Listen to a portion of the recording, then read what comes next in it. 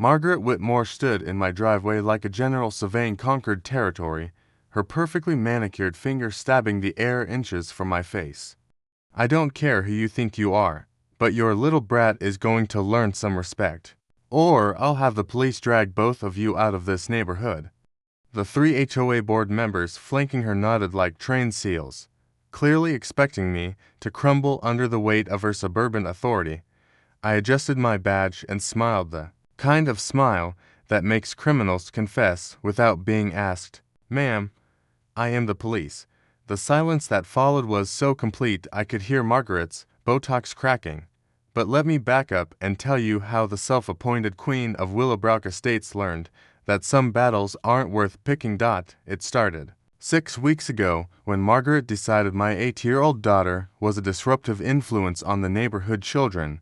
Emma's crime, playing hopscotch on the sidewalk during the sacred hour of 3 p.m. to 4 p.m., when Margaret liked to take her constitutional around the block.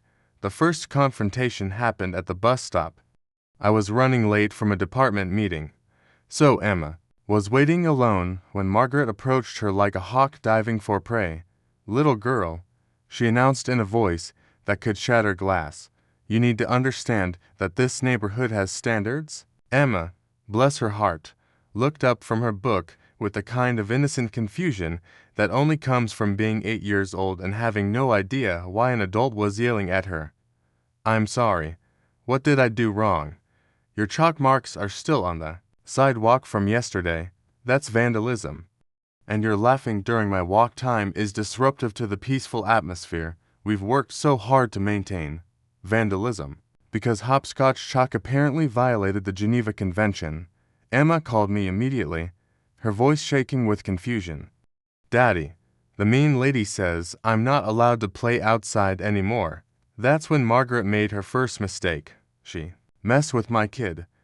I drove straight to Margaret's house, still in uniform, to have what I thought would be a reasonable conversation between adults. She answered the door dressed like she was heading to a country club board meeting, complete with pearls that probably cost more than my monthly mortgage. "Can I help you, officer? I'm Emma's father. I understand there was an incident at the bus stop today." Her eyes lit up like Christmas morning. She'd been waiting for this moment. "Oh yes, your daughter's behavior has been increasingly problematic. As HOA president, I've been documenting multiple violations of our community standards." She produced a folder thick enough to choke a horse, filled with printed photos and handwritten notes. "Here we have photographic evidence of chalk marks on September 15th, 18th, and 22nd, excessive noise complaints from her outdoor play, and most concerning, her complete disrespect for established quiet hours." I flipped through the folder with growing disbelief.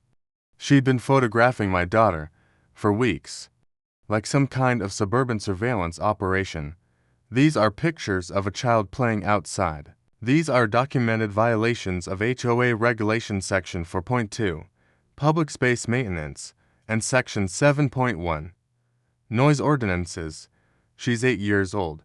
Age is not an excuse for disrupting community harmony. That's when I realized I wasn't dealing with a reasonable person.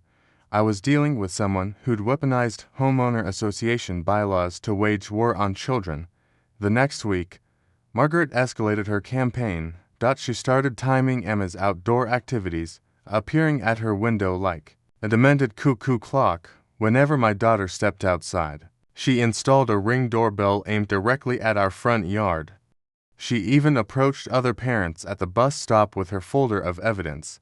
But her masterpiece was the formal complaint she filed with the city: chronic noise violations, property damage, and aggressive behavior from minor resident at 1247 Maple Street.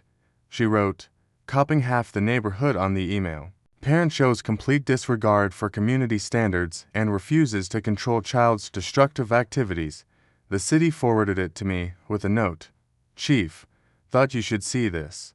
Do you know this person?" I knew her all right, and I was starting to understand that Margaret Whitmore wasn't just power-hungry, she was completely unhinged. The final straw came on a Tuesday morning when Margaret decided to take law enforcement into her own hands.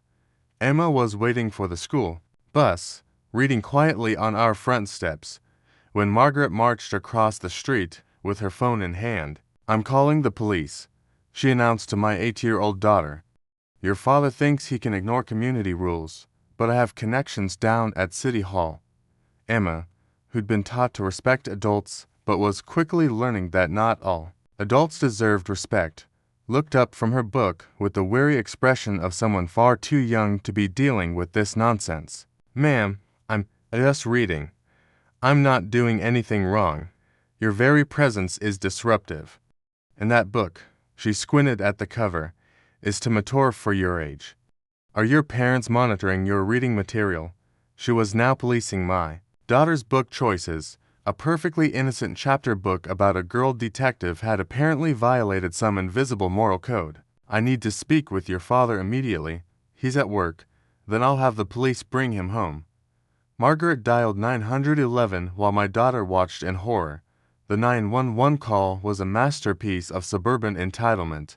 "I need police response at 1247 Maple Street for an ongoing harassment situation involving a minor and negligent parenting," she told the dispatcher. "Ma'am, what's the nature of the emergency?" "This child has been systematically violating community standards, and the parent refuses to take corrective action. I've documented multiple instances of vandalism, noise violations, and disruptive behavior. Is anyone in immediate danger? The entire neighborhood is being disrupted by this family's refusal to follow basic community guidelines." The dispatcher, trained to handle actual emergencies, tried to redirect. "Ma'am, this sounds like a civil matter. Have you tried speaking with the homeowner association?" "I am the homeowner association. I'm the president, and I'm telling you that this situation requires police intervention immediately." She hung up and turned to Emma with the smug satisfaction of someone who just played their ace. "The police will be here soon, young lady. And when they are, you'll learn that actions have consequences." Emma called me, crying. I arrived home to find Margaret holding court in my driveway, surrounded by her board members and explaining to anyone who would listen how she'd finally taken action against the neighborhood's problem family. "The police should be here any minute," she was saying. "Sometimes you have to make an example of troublemakers before they infect the entire community." That's when I pulled into my driveway, still in my patrol car, wearing the uniform of the Willowbrook Police Department with CHIEF embroidered clearly on the chest. Margaret's face went through more expressions than a silent movie actor. "You called the police," I said calmly, stepping out of the car. "Here I am." Her mouth opened and closed like a fish gasping for air. That is ... I didn't know ... Know what?" "That I'm the police chief. That would be in the neighborhood directory you helped create, the one with everyone's occupations listed."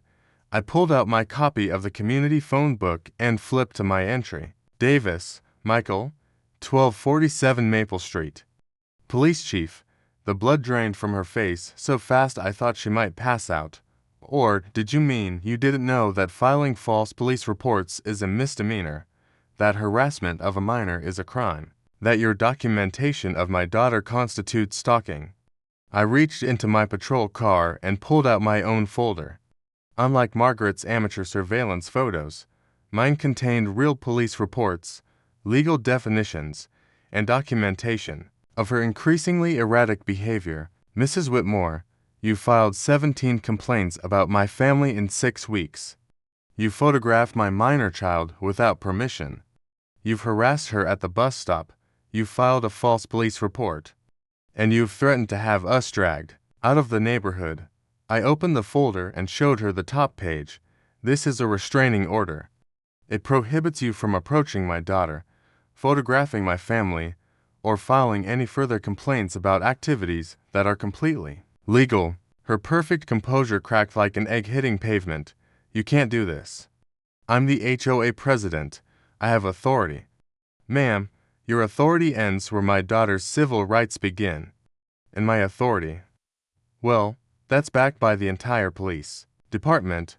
The HOA board members started backing away like Margaret had suddenly become radioactive. 6 months later, Margaret Whitmore was no longer HOA president. The restraining order had been made permanent as she violated it twice. The neighborhood voted her out in a landslide, and her replacement's first act was to revise the bylaws to prevent future harassment of children. As for Emma, she still plays hopscotch on the sidewalk every afternoon. The chalk marks fade naturally, like they're supposed to.